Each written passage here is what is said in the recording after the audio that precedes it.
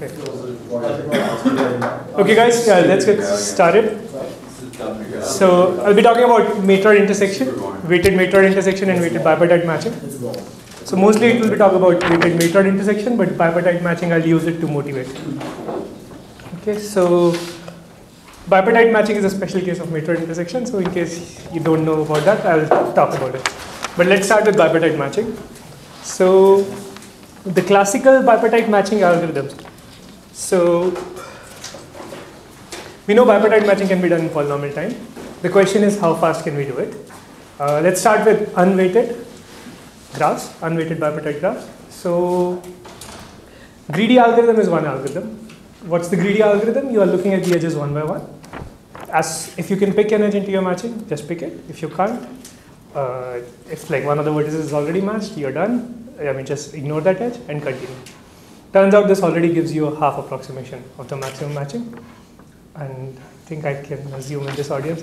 Yeah, I mean, yeah, so it's like very easy because basically any wrong choice can kind of damage like at most like say 2 more vertices and one of them you are anyways getting. So yeah, you're kind of damaging yourself by one more. So you're getting a half approximation. The good thing about greedy algorithm, it's like really, really fast. It's just linear in the number of edges. So this talk is more about like the running time because all the problems we are looking at are polynomial time solvable. Okay. So the next immediate algorithm, actually there are handouts. So yeah, you might just peek around. There are not sufficient number of copies, but yeah. So the next algorithm was the classical algorithm of like Edmonds and all, like based on augmenting paths. This algorithm works like, so bipartite graph, I guess we know that. So there are some matched vertices, there are some unmatched vertices. An augmenting path is like alternating edges, where like one edge is in the matching, one edge is not in the matching. So if you can find a path, an alternating path, starting with an unmatched vertex and ending at another unmatched vertex, you can basically just interchange. Okay, actually, does everyone know? Should I tell it? Okay, so augmenting paths algorithm, and it's basically just finding like a path from one unmatched vertex to another unmatched vertex, and this thing can be done in like linear number of edges, in linear time. We're linear in terms of the number of edges, and the number of augmenting paths you'll have is like the number of times you'll have to repeat this process is at most the size of your maximum matching, because in each iteration you get like at least one more edge. So the running time is at most m times r, where m is the number of edges and r is the size of your maximum matching. Okay. The next idea came by, so these are all classical algorithms. The question is how much can we do better than m times r? So Hopcraft Karp came up with an idea using which you can do it in m times square root r. Exactly. So this maybe some of you might have not seen. So the idea is this. So the first thing to note is, suppose I give you a matching such that, a matching, not a maximum matching, a matching such that all the augmenting paths have length, say at least 10. What can we say about the size of this matching? This is the question. So any augmenting path of this matching has size at least 10. Then can we say anything about this matching, like how good it is with respect to, say, the optimum matching size? So the crucial idea here is like, how do you actually, what are these augmenting paths? Usually these augmenting paths work with like, if you take the symmetric difference of whatever matching you have with whatever is the opt. So this is given by, say, suppose my matching is say m and opt is the optimum matching, then this is the notation.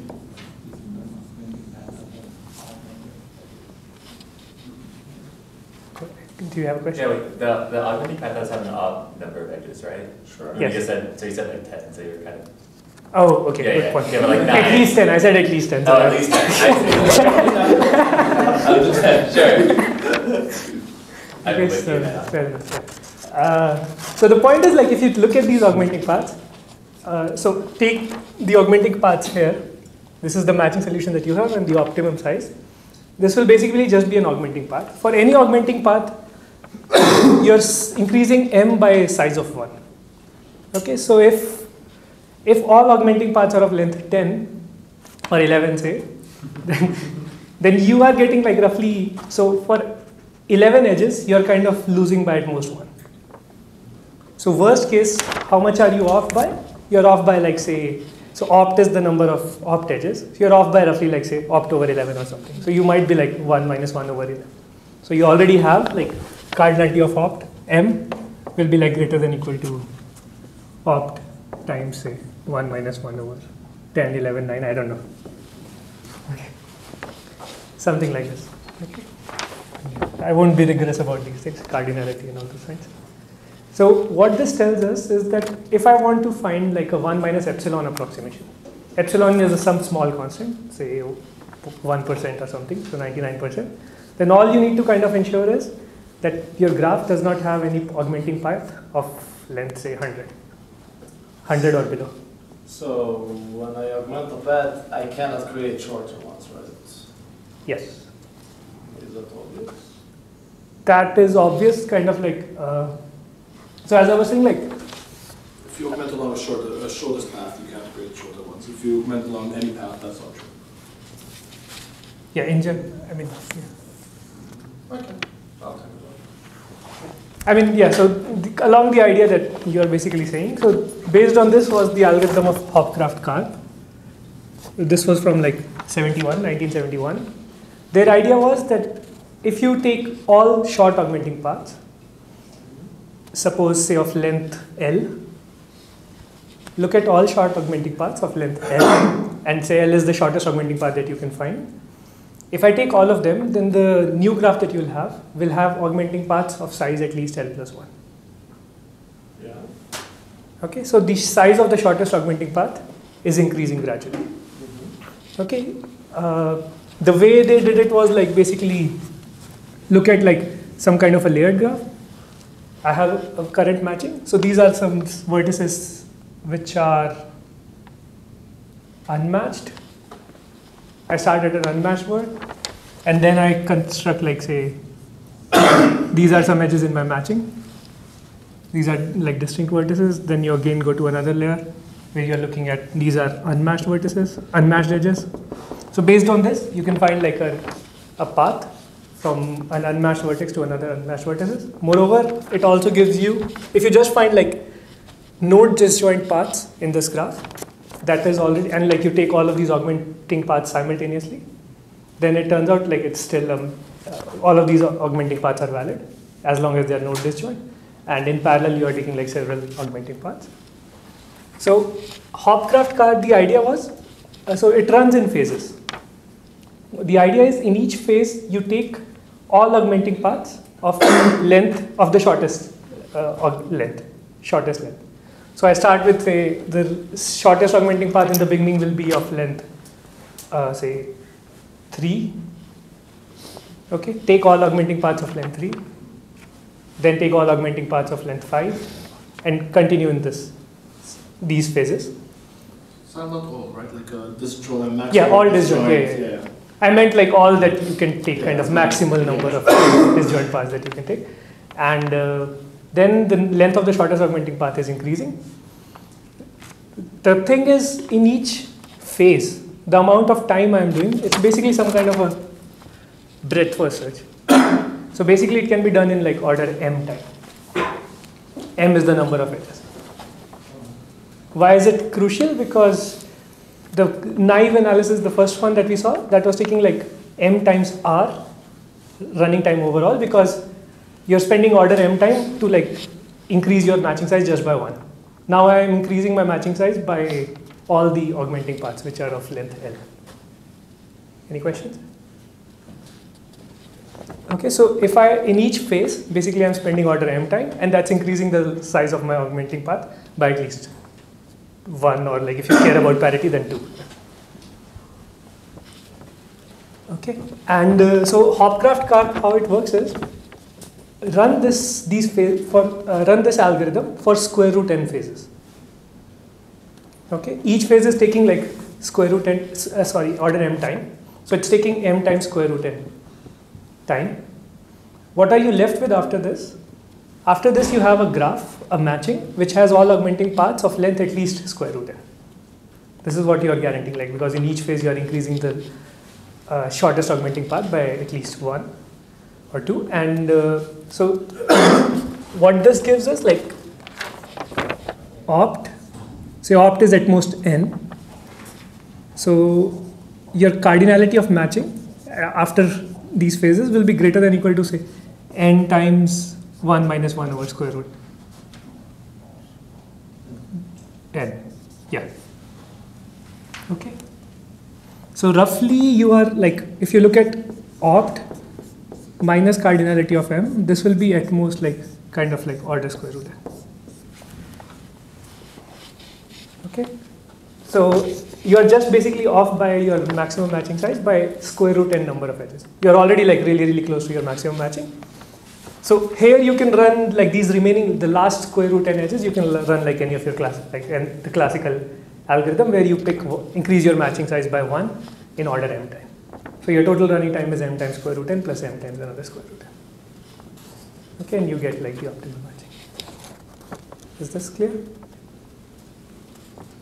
Okay. Another thing to observe, like, okay, let me ask. Can I use such an algorithm to find a 1 minus epsilon approximation to my maximum matching?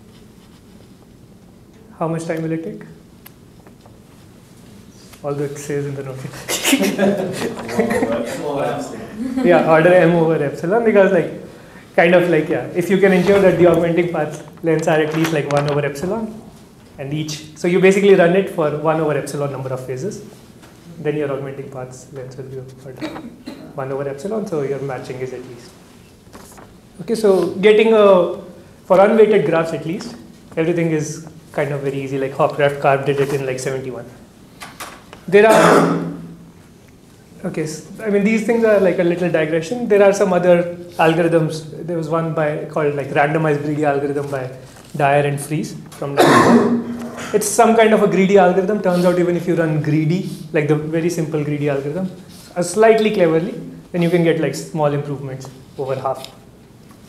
Okay, and then there are like, there have been like lots of works on matching, even unweighted. Like there are algorithms of n to the omega, where omega is like matrix multiplication constant, and which is good like if your graphs are like really dense.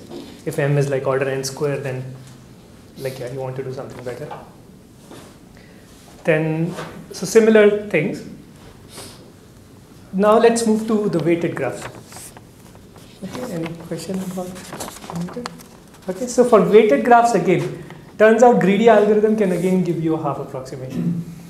You have to be a little smart now that you have to run greedy algorithm in decreasing order of edge weights. Okay, so start with the highest weight edge. The argument is again the same, because like any edge, if it's like kind of wrongly picked, it will hurt at most 2 more edges of the opt.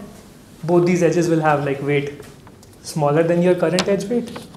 So basically you are just like getting a half approximation, at least like a half approximation. Now augmenting paths algorithm you can still run, basically find like the weighted augmenting path, and that runs in, so all these algorithms, even like the greedy algorithm, you need to kind of sort the edges based on their weight and all these things. So I'll assume like O tilde M, like in the tilde I'll hide like these log factors, polylog factors, and I won't be careful about these things. So augmenting path algorithm you can run like in order m times r. And then there were like some clever algorithms by Gavo and Tarjan from 1988 that give you like m times square root r. This is like along the lines of like Hopcraft carved. So I won't talk about this algorithm. And the question is like, yeah, now we don't have this augmenting path kind of. So suppose now I want to find a 1 minus epsilon approximation to my maximum weighted matching. Now, if I just have this guarantee that there are no augmenting paths of 1 over epsilon length, that does not directly imply anything. So we need more ideas, like we need to be clever about it. So it was actually only in 2010 by Duan and Petri. They showed that there are actually linear, like basically O tilde M over epsilon, such algorithms, which actually the result was not just for bipartite graphs, even for general graphs. You can get just in like O tilde M over epsilon, 1 minus epsilon approximation to the maximum weighted matching. So we'll see something about matroid intersection that kind of implies, at least for bipartite graphs, you can get similar results. Okay. Do I have everyone? Everyone gets, people probably are getting bored. Yeah. Okay, so this is pretty much all what I was about to say about bipartite matching. Now things will only be about matroids. Okay, any questions, anything? History? Okay, nice. So, what about matroids? Yeah, so let me start with just like the definition of a matroid first.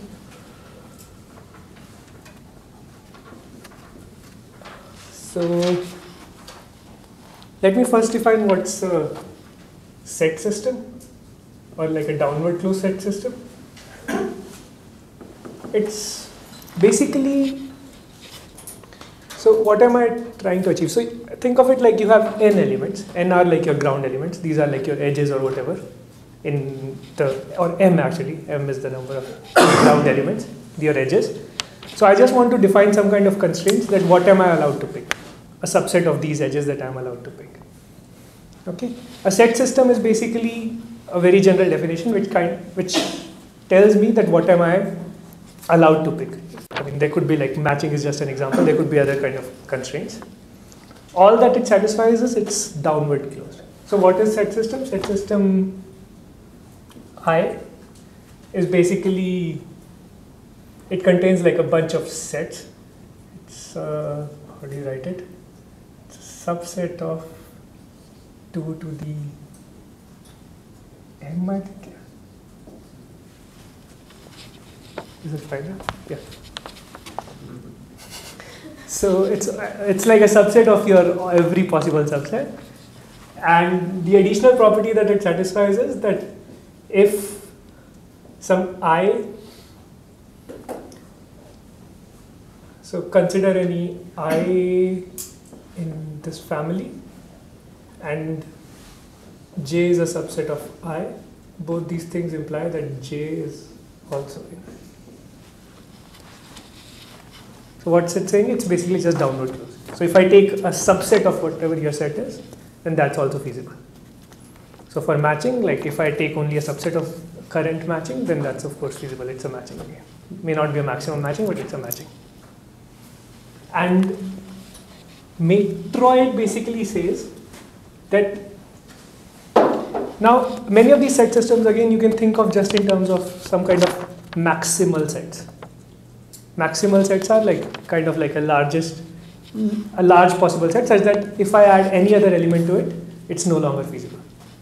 These are also called bases in terminology, is that it's bases. So a matroid is basically saying that all the bases have the same size.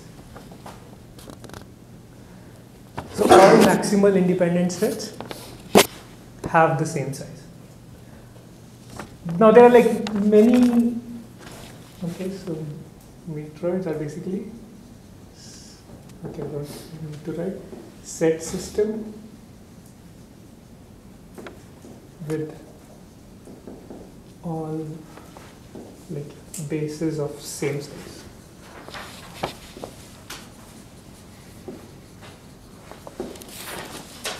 Okay, so turns out this is also equivalent to, actually if and only if, that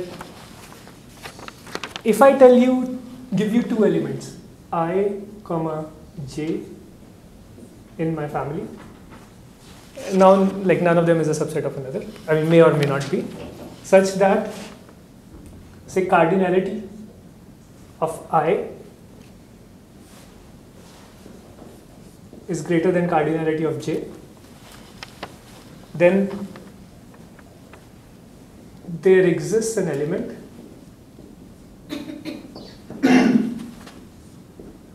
I in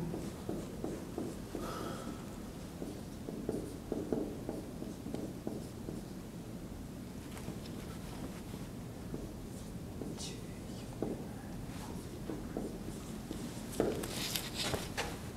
So what it's saying is, if I give you two independent sets, so elements of this set system I, I'll call them independent sets. So if I give you two independent sets such that one of them is larger than the other one, then there exists an element which I can move from the larger independent set to the smaller one and still remain independent. Okay? We'll see. It's like another way of interpreting is, I mean, there are many, many interpretations. It's also kind of capturing this fact that any wrong choice can hurt you by at most one more. So if you're kind of picking elements, if you pick an element, I mean, you can, yeah, basically. So some simple examples are, one is like the uniform matroid. Uniform matroid is, if I have m elements, I'm allowed to pick, say, uniform matroid of size k means you're allowed to pick any k elements. Okay? Any k elements, basically m choose k, like possible subsets. And, sorry? That's the basis. Oh, so that would be the independent set. Yeah, that's the basis you mean, right? Oh yeah, actually, yeah, less than equal to k. Yeah, m choose less than equal to k, whatever, yeah. So these many independent sets, but yeah, so m choose k bases. And this is very easy to verify that it's a matroid. Okay. So yes, another example is a partition matroid. Partition matroid is where suppose I divide my entire universe of m elements into, say, for simplicity, suppose I just partition them into two sets. Okay, and I'm putting an extra constraint that you're allowed to pick at most some from this and at most some from this. At most 10 from one side and another 20 from another side. It's another like some kind of like union of uniform matroids or whatever you want to call it. Okay. Some more examples are the graphic matroid. Graphic matroid is some kind of spanning tree, you can say. So I give you a graph. Edges are your ground elements, and a subset of edges form an independent set if they don't contain a cycle in them. Okay. So we know like any spanning tree on n vertices have like size, at least has exactly size n minus 1. So this is kind of the same property that the bases have this size, or have the same size, which is exactly n minus 1. Okay. So now the question is, okay, so now for the talk we'll be talking about matroids. We'll in fact be talking about matroid intersection and those things. First of all, how are we given this matroid? That's the first question. As in, because the set system I might actually have exponential number of entries. So in general, nobody can give you a list of all these independent sets. So the way you tackle this is I basically give you an oracle. Oracle access to the set system, which means for any set you can query whether it's part of your set system or not. Okay, and you want to be polynomial in the number of queries that you make to the set system. And the question is like, yeah, can we solve matroid intersection and such problems in polynomial, for polynomial number of such queries? Oh, one thing we should see is, okay, now let's also look at why bipartite matching is captured by matroid intersection. So that's actually intersection of two partition matroids. How that works is, so a bipartite graph is like, I'll give you some subset of vertices here, some subset of vertices here. You have some edges. So suppose my matroid 1, so this curly m will denote my matroids. A set system I'm making is basically, I'm allowed to select a subset of edges as long as no two of them are inserted to the same vertex on the left hand side, on like A. So you're allowed to pick a subset of edges such that no two of those edges are incident to the same vertex on the left hand side. Maybe let me ask. Hey, David? Yeah, I think you are most new to matroids, so tell me, do you understand it or not? Kind of lost you when you started drawing that picture. Equations instead. Sure.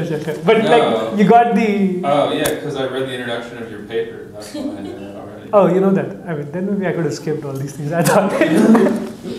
I mean, I had to ask Guru for an explanation, so. Sure. So it's actually his fault, but I went with it.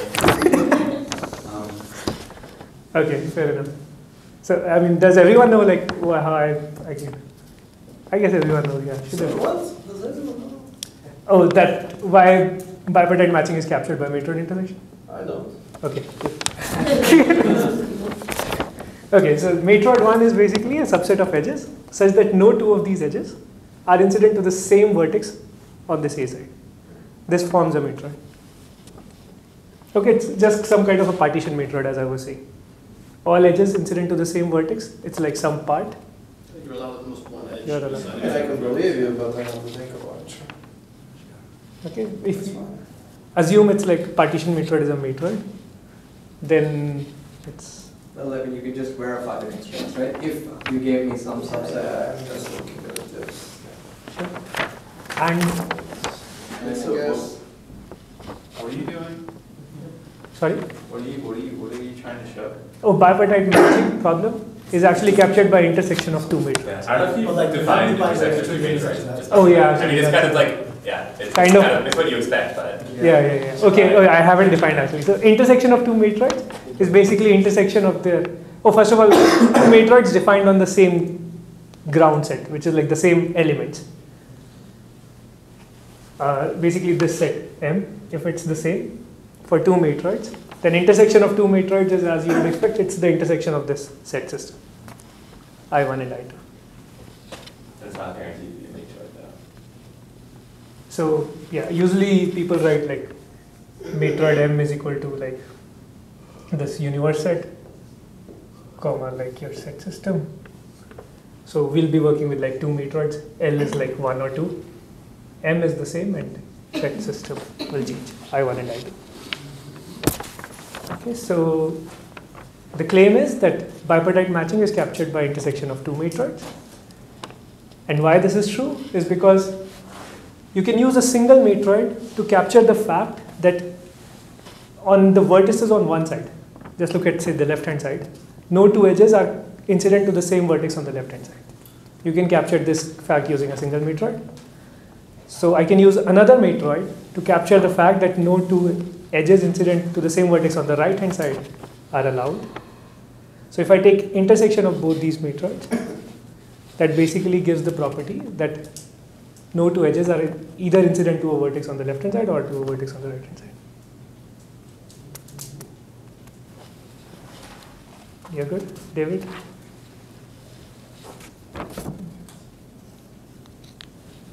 Okay. So that's how like matroid intersection captures bipartite matching. Intersection of, yeah. So it's like a more general problem. And now we'll be looking at matroid intersection. Okay, now, okay, I should have actually asked these things right in the beginning. So how many of you actually know these like auxiliary graphs, how to find matroid intersection in polynomial time? Like some algorithm. 3, 4, 5, yeah, I guess like that. Nick, have you seen this? Maybe some point at I some. saw it like 30 years ago, so my memory is really not good. Sure. Okay, I'll anyways be very hand wavy.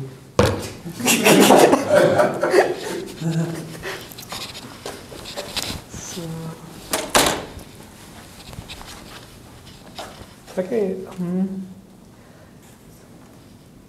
So one very crucial property of matroids is, like now I'm talking about a single matroid. Suppose I want to find a maximum weight independent set. So what that means is like, so look at this very simplest example. So I give you n elements and m elements and uniform matroid, where it means you are allowed to select at most k elements, whichever k elements that you want. And suppose each element has some weight and you know the weight. How would you solve it, Gaurav? I was thinking about something else, sorry. Sure. Okay, so but like here's a very simple question. One So, more time, what's the question? yeah. So the question is, if I give you m elements, Yeah. each element has some weight, and you're allowed to pick any k of them. Sure, big, the largest, small. Pick the largest to small. Okay, so pick the largest one and then the next one. That's the greedy algorithm. Turns out greedy algorithm is always gives you always an optimum set for the metered problem, Yeah. like just a maximum weight independent set for a single matroid. Okay. And yeah, now let's look at auxiliary graph, augmenting paths. Okay, now let me first talk about unweighted matroid intersection. So, unweighted matroid intersection, you need to be a little careful. First of all, we don't have a bipartite graph, anything like bipartite graph to begin with. So, how can we find, basically, suppose I give you a valid independent set, then how can you increase the size of your independent set? That's basically the question that you want to achieve. So, the idea here is to define some kind of auxiliary graph. So, what is an auxiliary graph? It's formed by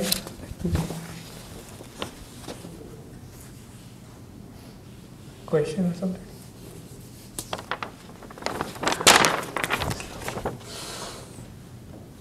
Okay, so auxiliary graph is defined with respect to an independent set I. So now this is a partition of my ground elements, M elements, and I have, suppose I is the current independent set that I have, and these are the elements that you have, say E1, E2 or whatever, and these are the remaining elements. So what you do is, for each of these elements, say this element is F, what happens if I add this element F to my current independent set I? First of all, am I clear what is the goal? What am I trying to do? Yeah, to make it larger. So the question is, so we already know that I belongs to, I keep changing notation, but sometimes I write like intersection of the matroids. You know that I belongs to the intersection of both your matroids. The question is, how can I make it large? So one trick is like, look at some element F, which is outside. There are two potential situations. One would be a very good case in which I plus F belongs to matroid 1, I plus F belongs to matroid 2. In that case, you're already done. I mean, you've increased your size. The other bad case would be when it forms, it's not independent in at least one of the matroids. Okay? So what this done is, so suppose I plus F does not belong to M1. It does not belong to matroid 1. What you do is you add an edge. So now I'll construct a directed graph actually. Depending on, okay, now I need to introduce circuits. Sahil, Yeah. is F like, is that like the maximum weight edge and like the complement of I, or how do you pick that? So first of all, I'm talking about unweighted matroids right No, you're now. talking about unweighted. So, okay, so Yeah. it's just anyone. Oh, okay, sure. Okay, and it's just like any element outside. Any element. Okay. Now there's a concept of circuit in a graph. So how do I do? So like yeah, just think about the graphic matroid. So what's a graphic matroid? There's some underlying graph. If you are allowed to pick a subset of edges, they are independent as long as they don't contain a cycle in there. So cycle, I also call it circuit. I use these terms synonymously. Wait, wasn't the graphic matroid the one you drew before with the no two edges in the same vertex in one side? That was No.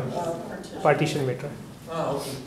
That one is called partition because it was kind of partitioning. So graphic matroid is this one. So if I add an element, turns out you can generalize this notion of circuits and edges for matroids as well. So if I plus F is not it does not belong to your matroid 1, it basically means it forms some kind of a circuit, some kind of a cycle in the matroid. If matroid 1 was a graphic matroid. Yeah, if the matroid. So just think about graphic matroid for simplicity. In terms of, I mean, yeah, these notions can be generalized, but like, yeah, if we are just thinking about graphic matroid, it basically forms a circuit. So the circuit contains some other elements in the matroid. I mean, a circuit contains like a bunch of elements. So and those other elements are part of your independent set I. So just add directed edges like this. So suppose adding F created circuit. So I'll write this. This implies it forms some circuit. So let me write this circuit equals say F. It's just like a very small circuit. It just contains these three elements, F, E1 and E2. So what I'll do is I'll just add these two directed edges to E1 and to E2. On the other hand, am I clear? Not clear? On the other hand, if I plus F forms a circuit in matroid 2, I'll again add these edges, but the direction will be the other side. Can you just formally write down what edges you're adding? Oh, sure. So this is a directed graph. So, yeah. So directed graph E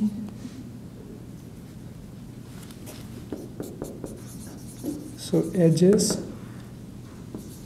E in say I and F in M minus I. So edge E to F if E belongs to C1 of I plus F and edge F to E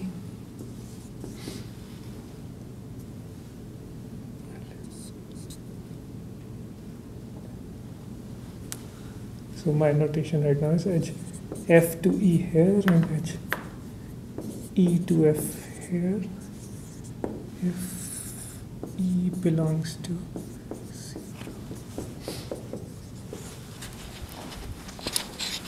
Is this clear?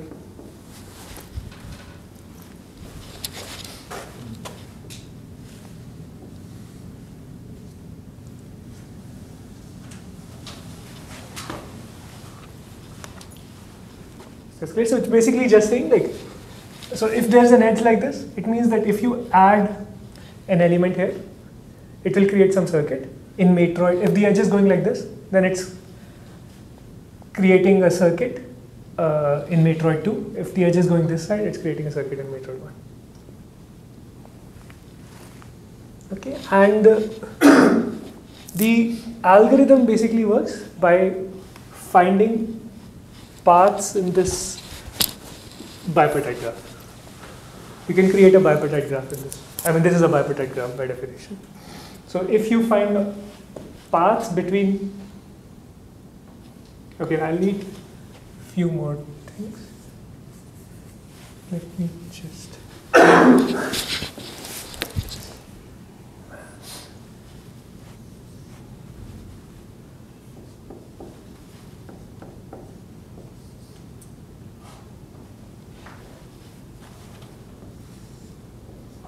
Okay, so I'm dividing these vertices on the right hand side into three categories: x1, x2, and the rest of the world. x1s are the vertices in which just have outgoing edges, they don't have incoming edges. x2 are the vertices which just have incoming edges but no outgoing edges. And the remaining vertices are the ones which have like both incoming and outgoing edges. So how the algorithm works is just find a directed path from x1 to x2. Shortest directed path from x1 to x2. So for simplicity, suppose the shortest path is just like two edges. Suppose it goes like this and then it goes like this. This red path. Then your algorithm is, what it does is basically pick F, pick say G and drop this E2. That's your algorithm. So what you do is basically I is changed to I plus F plus G minus E2. And you can argue that this is also, this set belongs to like your M1 intersection M2. I1 intersection, whichever way you want to call it. It belongs to the intersection of both the matrices. Can you just read on the edges? You add the first case. So F goes to E if. What does this last thing mean? Yeah, so it basically means that if I add F to my matroid 1, C1, okay, forget about this. So look at matroid 1. There are two matroids. Yeah, sure. If you add your element to your matroid, it forms some circuit. It forms some cycle. It forms a bunch of cycles. No, oh yeah, so this is important. Actually, just like a spanning tree, if you add an edge, it can create at most, if it's a tree, if you add an edge, you can create at most one cycle Oh, by adding a single edge. Oh, sure. If you're starting with a tree. So it's, yeah, that's important. Matroid also has this property that if I start with an independent set and I add an element, it just creates at most a single cycle. So if it creates a cycle, then add edges to all these elements of the cycle. So I have an independent set, I add F to it, and then all of the stuff in the cycle, I push an edge from the new element added to the guys in the cycle. Mhm.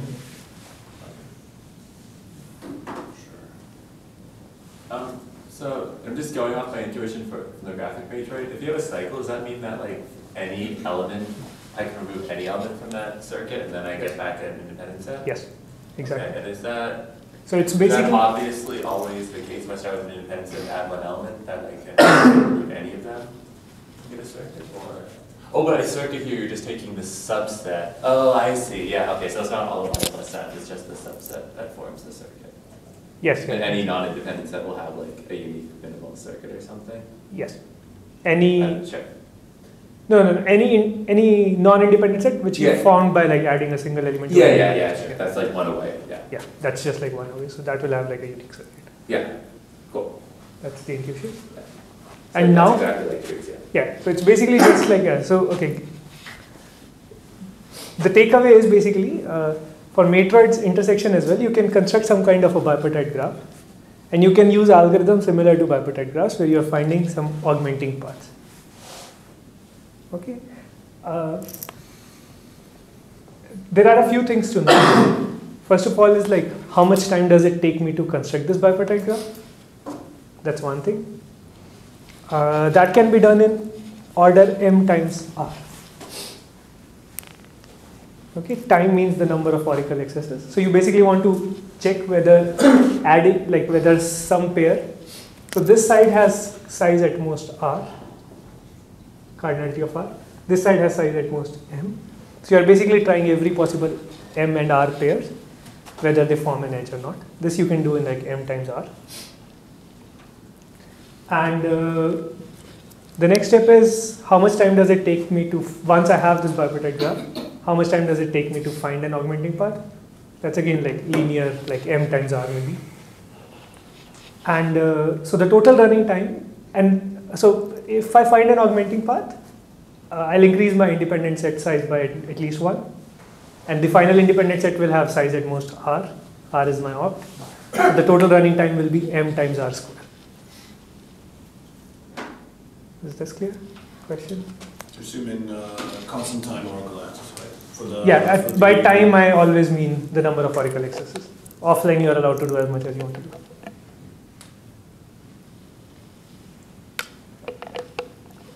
Question?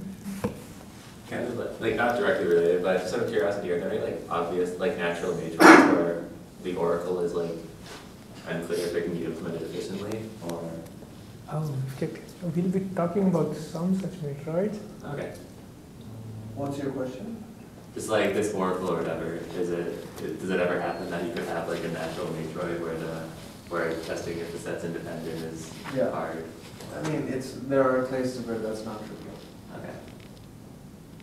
So one example is the following thing is a matroid. You have a particular city, and you have a graph. And the ground elements are the vertices of this graph. Okay. And you will, a set is independent if all of the vertices in that set have no disjoint path to this particular specific vertex. this set is a independent set. Mhm. This set forms a matrix, Yeah. but checking it is not true. Max flow is not checking out. Still like, oh, I don't know that. Yeah, exactly. Now, the next question was, is there something that we know, like, example of matrix that we know that we do Yeah, not know that's- polytime? I mean, there definitely like weird matrix exist. Yeah, no, yeah.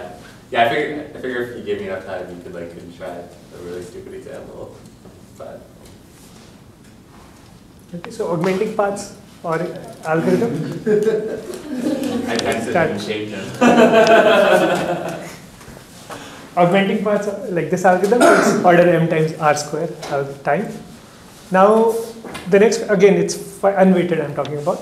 The next question is, can we do it faster? So here is where the algorithm of Cunningham comes in. So this algorithm is also like from 86 I think. Cunningham. This algorithm is like something similar to Hopcraft-Karp. The idea is matroids also satisfy this property that if you take the shortest augmenting path, then before I continue, one more thing. This bipartite graph for matroid intersection, it's changing with time. It's crucial to note that this bipartite graph is changing. It's not the same every time because your independent set is changing and things are changing. So edges are coming, going, and like all those things. So it's basically this algorithm, it's not easy to improve it because you might say, hey, the bipartite graph is changing every time. I basically have to construct a new bipartite graph, which is already taking a m times r time. Can I get rid of it? But so Cunningham's and even like this new bipartite graph, I mean, I don't know what's the shortest augmenting path. I mean, what does it even mean? It's not clear if the length of the shortest augmenting path is increasing or not. But fortunately, many of these properties still hold true. So Cunningham basically showed that even in this new bipartite graph, after you augment, the size of the shortest augmenting path really increases. And moreover, you can also take some of these shortest augmenting paths in parallel. So similar to Hopcraft-Karp, you can get this additional property that I can take all shortest augmenting paths of length L in order m times r time. So yeah, one needs to be a little careful. Like in bipartite matching, everything was happening in like each phase was happening in order m time. Now nothing happens in order m time. Like your least unit kind of is m times r. The question is how much can you do in like the number of iterations of this m times r. Okay, augmenting path takes like r such rounds, which is m square. Using an idea similar to Hopcraft-Karp by Cunningham, basically you do like this for square root r phases, which will ensure that all augmenting paths now have length at least 1 over square root r. Has augmenting path of like at least square root r, which means you're like not very off, and the remaining steps you can take. Is it clear? I mean, I gave very high level. Okay, so Cunningham's algorithm basically gets you m times r to the 1.5. So, I mean, yeah, this algorithm is quite clever in the sense that, as I'm saying, like, if you take an augmenting path, some of your edges appear, disappear. So the algorithm actually makes some kind of like amortized calculation that in general, I mean, so edges might, I mean, yeah, there are more edges appearing and not appearing. Basically argues somehow cleverly that you're not checking every edge like several times whether it's there or not there. Those things. Okay, Cunningham's idea. And yeah, so now comes what are the recent developments. So all this was like unweighted. The question is, can we do something similar for weighted matroids as well? Okay. So what about weighted matroids?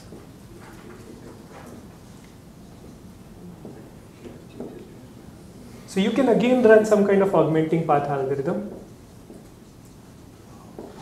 where you again find some kind of a shortest path between x1 to x2, but the shortest path is weighted.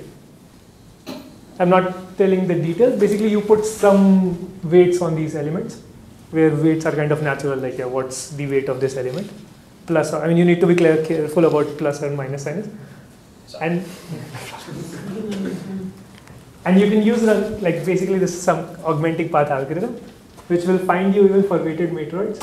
It will run in like O tilde m r square. Okay. And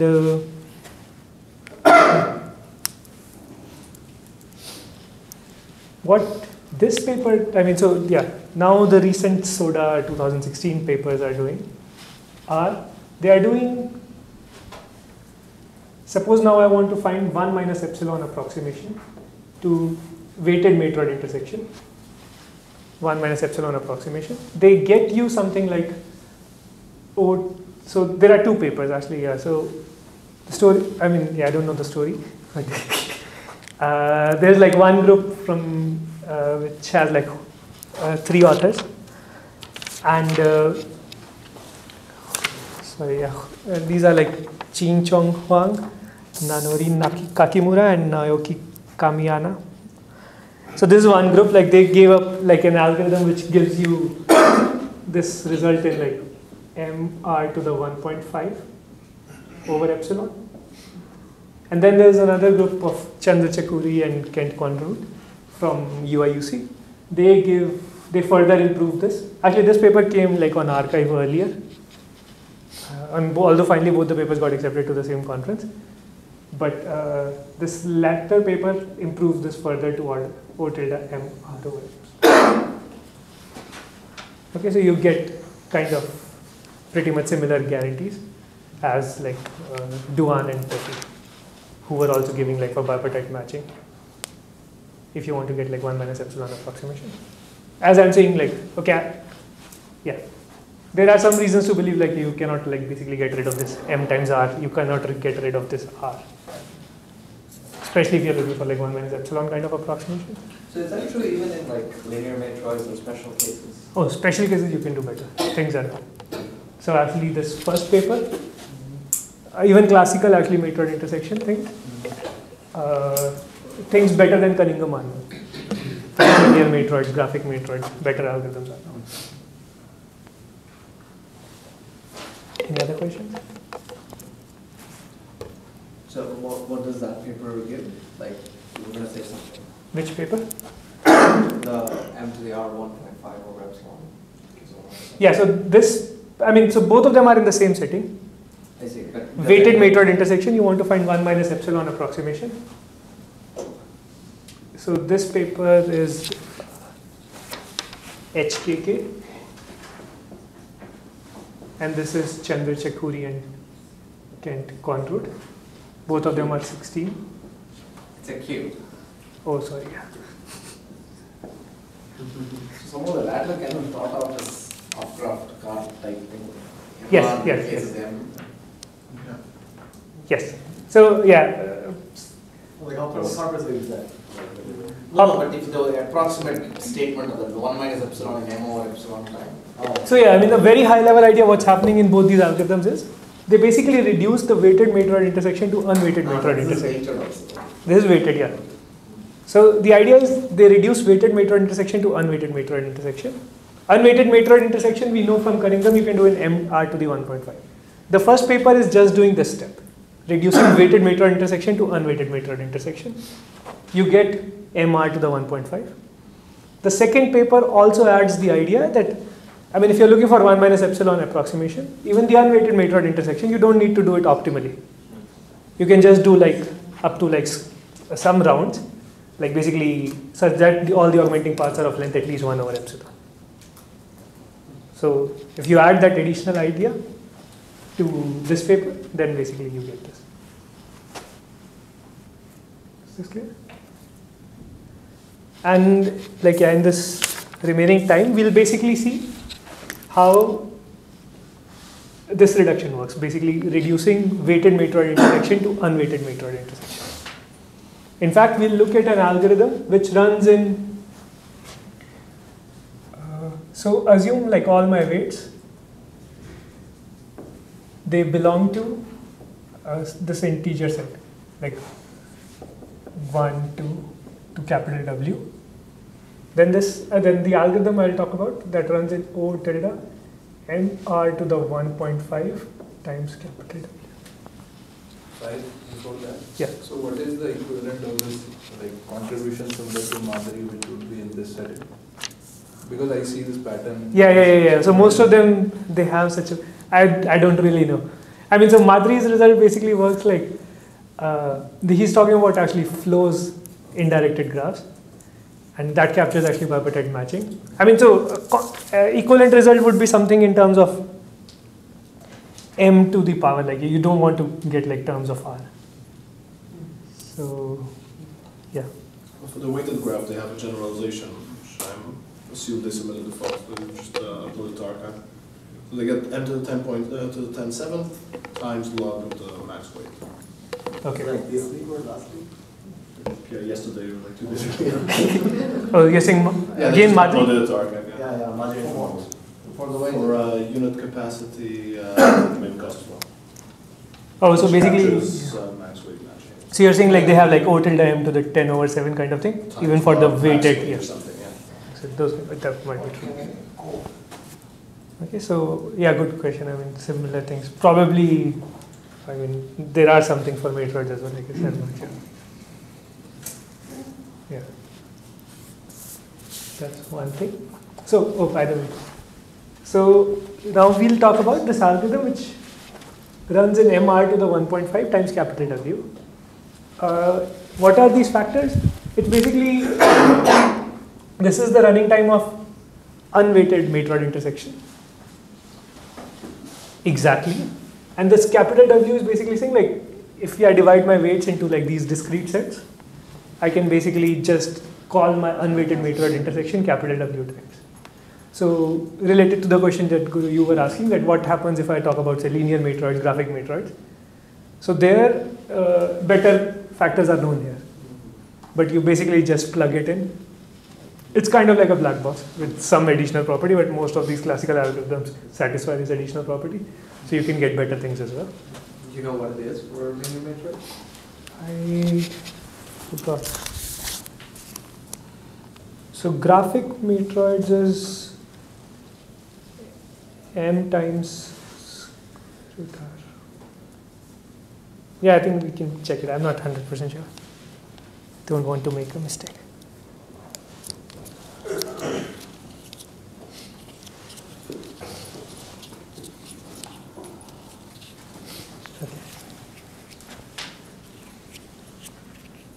Actually, yeah, so it's something along this line. So this thing becomes m times r to the 0.5 rather than 1.5. O tilde. This is for graphic matroids. So that's So the intersection of two graphic matroids. Yeah. So that's exactly like that. The runtime is the problem's different. Right. Yeah. Things like that. So this is for graphic.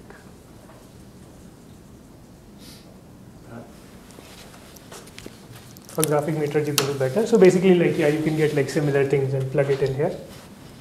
Okay. Still, okay. Going from here to here, as I said, you need like 2-3 ideas. What are the ideas? So this is, as I was saying, this is the unweighted matroid intersection oracle. You're calling it again and again. So one idea that you need is you want to get rid of this capital W. Okay.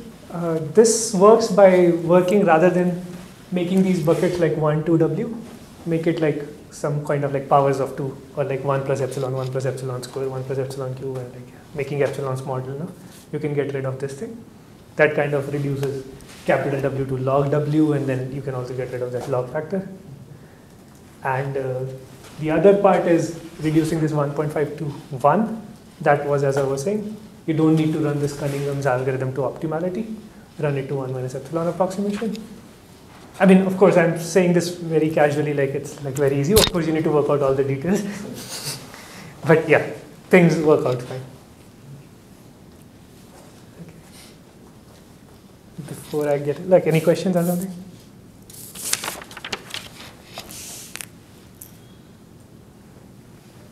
So look at this book. Yeah. Now, can I continue writing here, Guru? Yes. Or shall I move it? Okay, let me just. Let me just. Okay, continue. Put that.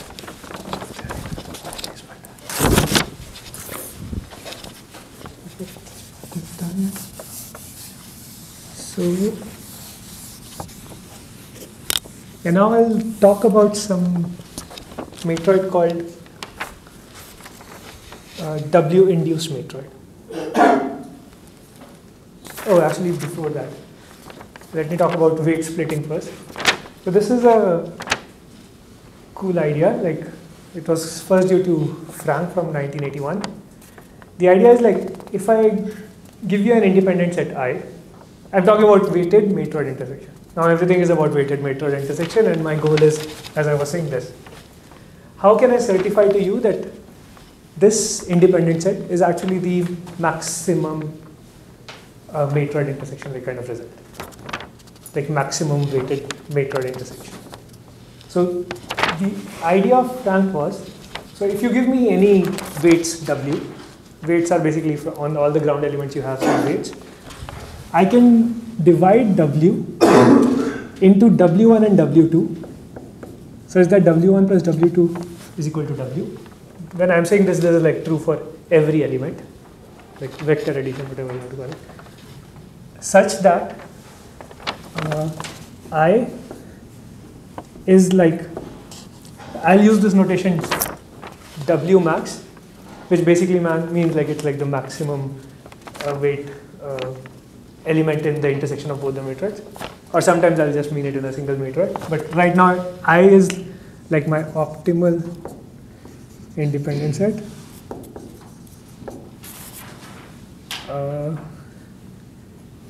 Okay, there exists W1, W2 such that this, and I is an optimal independent set. Actually, I should have written it maybe the other way around. Let me look. Such that I is max.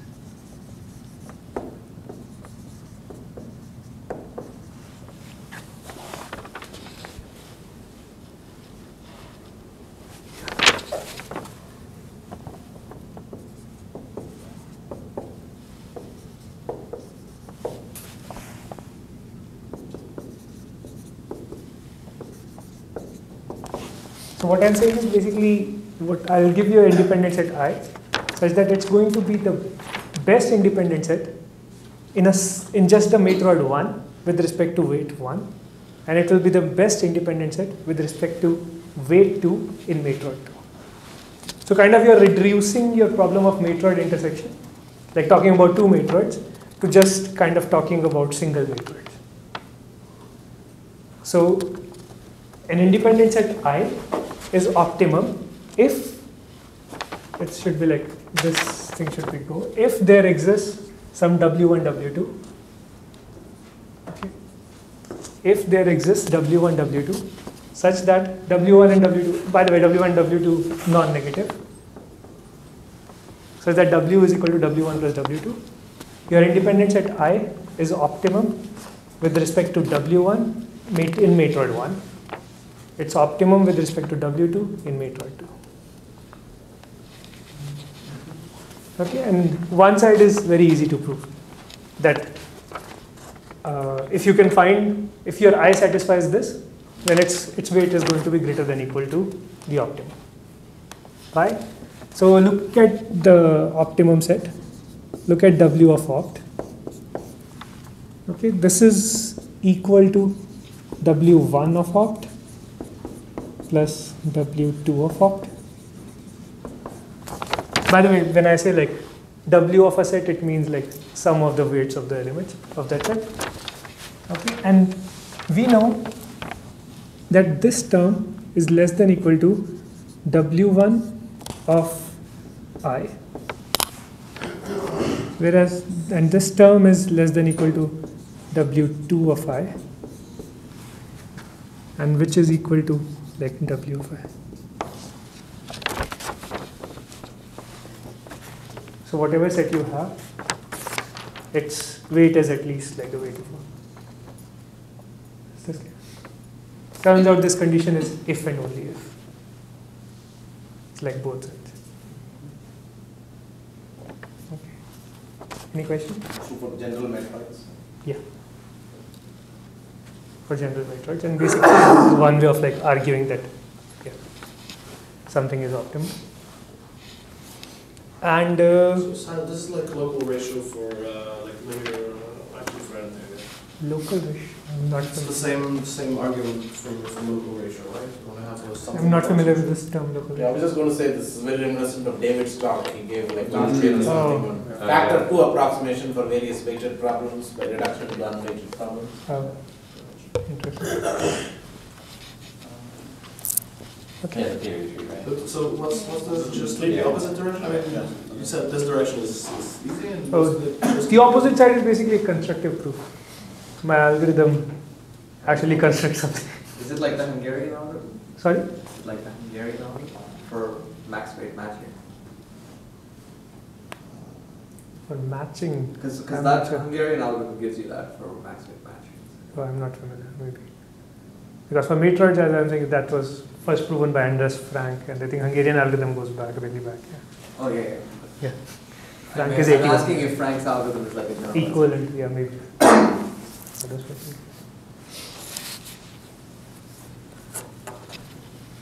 okay, this is called the weighted splitting trick. And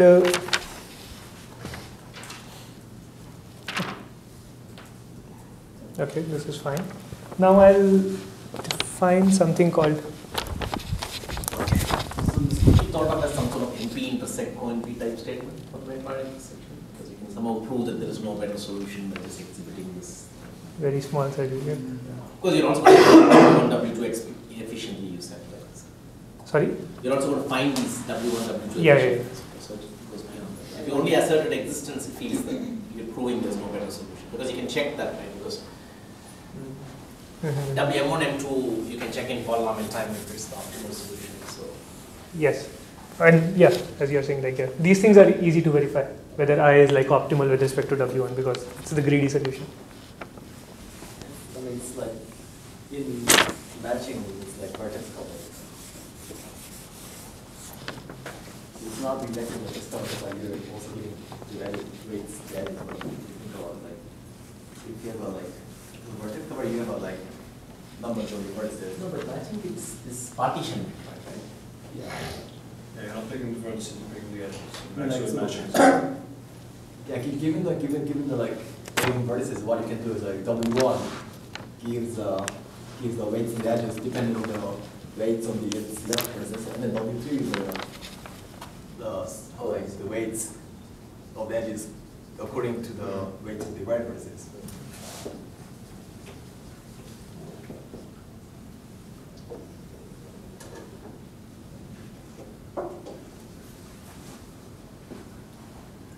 Okay, so now I'll define something called, okay, let me not exploit the notation so much. A W-induced matroid. It's basically you can say some kind of a sub-matroid. So you have this original matroid. W are the weights. I'm giving some all the ground elements some weight, non-negative weights. Now I'm creating a sub-matroid out of it, where what I want to kind of retain are all the optimal solutions, optimal max, like W independent. So you have some weights, W. You have some maximum weighted independent sets.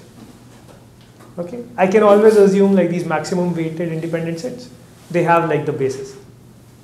their cardinality is the rank. Because adding additional elements, suppose like, I mean, one might argue that okay, there are some elements of weight 0 you don't need to add, but I mean, I can always add them for free. So I can always assume like all these max weight independent sets, the number of elements that they have is the same as the rank of the matroid, because everything is non-negative. So if I form basically a matroid out of just, I mean, it's not clear to begin with why this forms a matroid, but intuitively what's happening is I look all these largest independent sets, largest in terms of this weight W. I take some kind of a closure of them such that it's still a matroid, and I'm trying to construct such a matroid, MW. Intuitively, is it clear? Sorry, could you repeat that one more time? Yeah, so intuitively what I'm trying to do is, so any matroid has a bunch of bases. Okay, so the bases are like these maximal independent sets.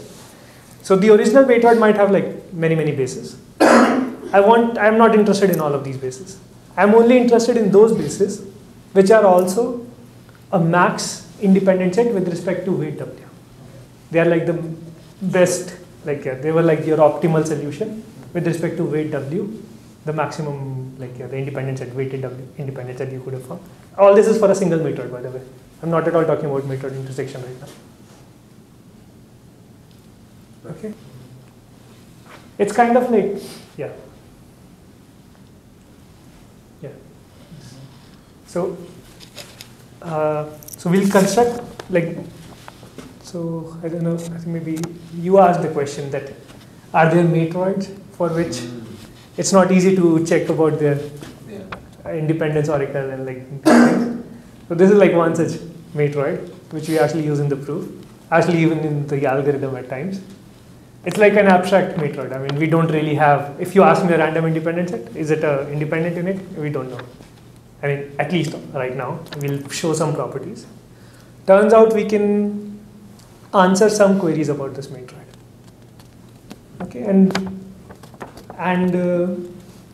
so finally what will happen is, okay, I'll define two such matroids. One is matroid with respect to weight W1. This is an easy matroid to check, alright? You run greedy on what you have right now and see if you get a max weight matroid. Independence. I mean, yeah, it depends on like what the matroid is, I guess. Yeah, assuming the matroid. It really works, right? So why? Yeah, that's true. Yeah, I don't have any matroid. I mean, yeah. Are you saying? It's still not an example of a matroid that's hard to. I mean, yeah, but it's. I mean, I agree. Many of the queries you can do. So your algorithm is like, if I give you any set, yeah, then just optimally augment it based on greedy. Right? Yeah. Yes, and yeah. And then see if you get The max weight thing. Same thing you get from starting from scratch. I mean, yeah, that requires a proof, but yes, it can prove it. It can- You I need mean, to show that contraction, because essentially you'll have to contract. You have to say that if I take this and I do it, I will still get a new matroid, because then I'm running greedy on that. But I agree, that works. The question was just, can you get an oracle to verify that whether something's an independent set in this thing, is what I said right now. No, I agree, but I'm saying that it requires you to know that contraction is an operation you can do. We just decide how to run it all. yeah, I'm not 100%. I mean, I'm not 100%. I've not seen such a lemma, so there might be some technicality. But I don't see immediately a flaw with David's argument. So it might be incorrect. But I know like all the kind of queries or like things we are interested in, those things can be answered for this matroid. So, okay, now this is called a W-induced matroid. And another lemma that basically says, I mean, actually something similar to what David actually said. Turns out like any element I, forget about W1, I belongs to this matroid if and only if and only if, okay, one notation, Z of t. So Z of t is equal to, all, these are just the set of elements which have weight greater than or equal to t. So I'm just looking at like high weight elements. with elements with weight at least t. So it turns out that this is I belongs to M if and only if I intersection z of t is base of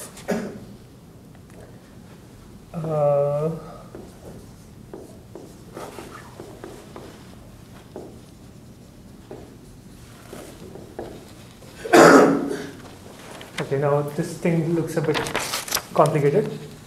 So first of all, what is this notation?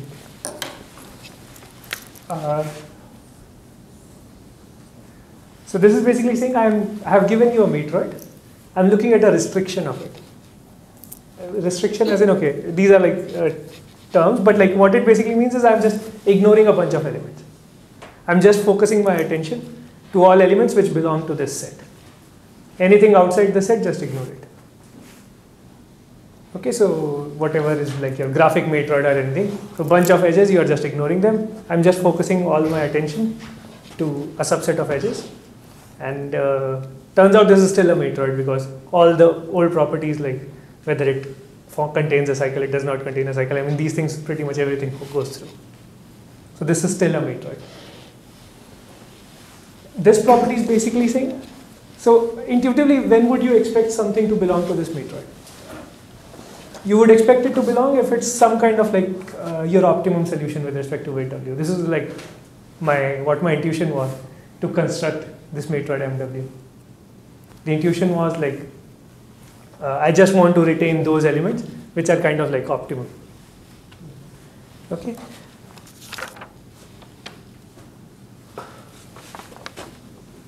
So this one is basically saying like something is independent, something belongs to this matroid if and only if like all the larger elements you've kind of you've just taken with you like all the large weight elements. Now that I think of it, I see a little problem with this statement. So this is not true. Like, okay, if I take my maximum weight independent set, any subset is also independent. So which means like the smallest element by itself, it's independent. That does not satisfy this condition. Okay, we'll see. So, what was the concern that you had? Like, if you just take it that I intersection z of t is empty, right? If I actually. Are you saying for some t? That may not be a base. Yeah, it's not. Yeah. So like it's a subset of base for here. I mean, this is. So I guess, yeah, let me just put, yeah, some base, maybe let me put I. Yeah. So I is a base if and only if it satisfies this. This is kind of like, yeah, what you were trying to do. Yeah, otherwise Oh, you so can always. yeah, so I can, yeah, So now you're just saying, take it out. yeah. Yeah, so then, like, I being a base, that just says it's a maximizer With respect to with flexibility, yeah. Okay. Actually, so David, yeah, this might be a problem with your argument as Yeah, well. no, so what Guru was saying earlier, you have to actually contract it. But it's not. Yeah, so it might be like, yeah, your question would be like, is there a way of picking some large weight independent sets as well with respect to this such that, and some smaller ones such that effectively everything is an independent set? Is a greedy solution. So yeah, it's not obvious why you can answer this query for any independent set. But yeah. Okay. Now, okay, let me give you a very quick overview of what the algorithm is.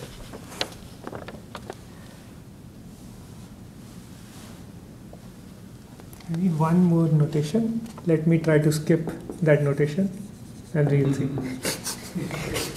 Because if I try defining it, it will take another 5 minutes. So intuitively what we are doing is, I'll always maintain some W1 and W2. I'll start off with W1 equals 0, W2 equals the entire W. Okay, I always want to maintain this invariant, like W1 plus W2 is equal to W. I'll start looking at weights based on in the decreasing weight order. So first look at just the weights which have weight exactly capital W. So capital W is like my upper bound on the weights. Okay. For those weights, elements of just weight capital W, it need not be just a single element. There could be like a bunch of elements.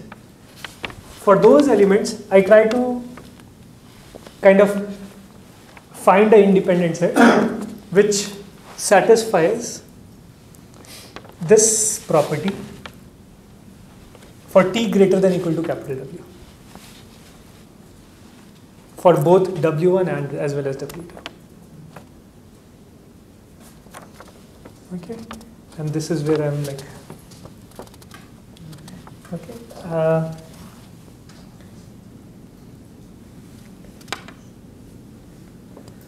So the algorithm is just this: start with W1 equals 0, W2 equals this. Consider all elements S prime. So go like for I equals like W2 1. Basically, you are decreasing elements.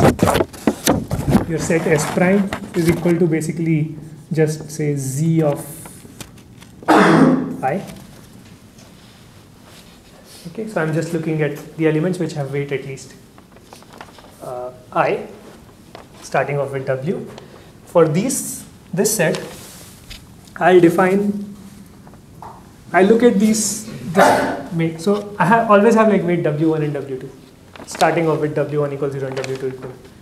I'll look at this weight induced matroid with respect to the current W1 value that I have, the current W2 value that I have. So I'll look at matroids MW1, and I'll look at, of course, everything is like restricted to S prime. I'm not at all interested in elements which are like outside this thing. And the other way, I'll look at like matroid 1, matroid 2, W2, again restricted to S prime. So I'm looking at these two matroids. Okay. So when you say restricted, you're removing the elements, yes? I'm removing the elements in what sense? Like it's the matroid without S prime. No, with S prime. With just S prime. prime. Just S prime. Okay. Yeah. So that's why I'm saying restricting. Yeah. It's not removing. Yeah. So contraction is kind of like different. So I'm just looking at these elements, and what you do is, so I have a current solution I. So at any time I'll maintain an independent set I. So I starts off with empty set. Okay. You'll augment your I with respect to these two matroids such that it's now like at this step you'll run unweighted matroid intersection. Actually, let me write. So unweighted matroid intersection, I don't know. Then on this. Run unweighted matroid intersection. Starting off with, like, I'm giving it 3 arguments. You're basically just increasing your current independent set I. Turns out you can basically increase your current independent set with respect to both these matroids and still get a matroid intersection, like a maximal cardinality weighted matroid intersection.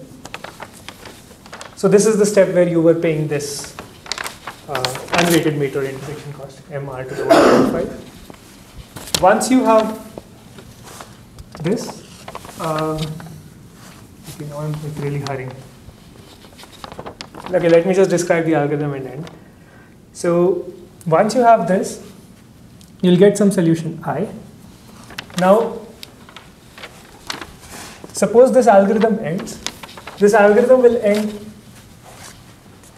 with like such a bipartite graph. So you have this matroid MW1, M1W1, you have a matroid M2W2. You were trying to run find unweighted matroid intersection. How you do it is basically construct such a graph and find augmenting paths. The algorithm ends when you cannot find any path between x1 to x2 because otherwise you can increase. So it basically means there are some subset of vertices which are kind of reachable from x1 and some subset of vertices which are not reachable. For all the vertices which are reachable from x1, you increase their weight W W1 by 1 and decrease their W2 weight by 1. This is exactly like how you find a max weight matching, right? You're saying like you're Hungarian? Yeah, that's what it does. Actually, okay, maybe, I'm not sure. So basically like, yeah, whatever set you get I, so find, what's the notation? So I mean, yeah. Now elements reachable from x1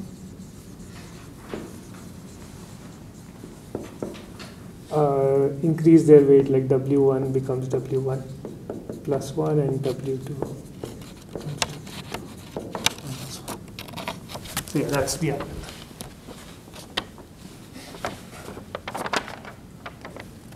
Okay, let me take questions, I think, because it's almost time and I've been speaking for long. Like, yeah, maybe just the algorithm or something. Any questions? By elements reachable from x1, that includes x1 itself, right? Yeah. So let me ask you this question. So 8KK, like what is, so there, I mean, is there a contribution that basically I can approximate W by this 1 plus epsilon weights? No, so their first contribution is this algorithm, MR, like the algorithm that I just described. Oh, I see. You can first get this running time, capital W, like basically And that's reduce. because of the plus 1 minus 1, you could do this W times. Yeah. Okay. You could do this. That's the first contribution. Then the contribution is you can get rid of this capital W to like using this 1 plus epsilon kind of trick. I see. Okay. And the third contribution is by like, yeah, this I see. UIUC group that Right. you can even like, So- there's no need to run this unmeter intersection to optimality at a high level. Okay. I see. So they lose the 1 plus, they lose that epsilon factor just because they're approximating W. They don't lose anything in the algorithm, but then the next people, they lose The epsilon everyone is losing. You'll have to lose epsilon to get rid of this capital. Right, right. So that's the only place they're losing it. Yeah. So this algorithm, yeah, this current algorithm is exact. Yeah. With capital W, yeah, you're getting exact. You're not losing anything. More questions? I think I'm confused. So intuitively what's happening is, okay, the algorithm is, I want to construct such set weights, like so this step should be kind of clear, which is this weighted splitting trick. I basically want some kind of a certificate of W1 and W2. And intuitively how you try to do it is just look at like largest weight elements and gradually look at like the top weight elements, satisfy such a condition for the largest weight elements, and increase, like decrease your counter I, look at like slightly more larger number of elements. Again, you try to satisfy this condition. Turns out you can satisfy such a condition if you run unweighted meteoroid intersection at each step. And if you do this for like capital W number of steps, you get such a condition. The problem with such an algorithm is, of course, the running time is like MR, like the number of unweighted meteoroid intersection times capital W, where capital W need not be polynomial, but you can get rid of this by running such phases in like powers of like 1 plus epsilon or like powers of 2 or something. That will basically give you a reduce weighted meteoroid intersection to unweighted. It's like what you do for like the knapsack, right? Knapsack also, you have some. Yeah, it's like the same sort of trick. Questions? Something else? All right, let's thank Sahil.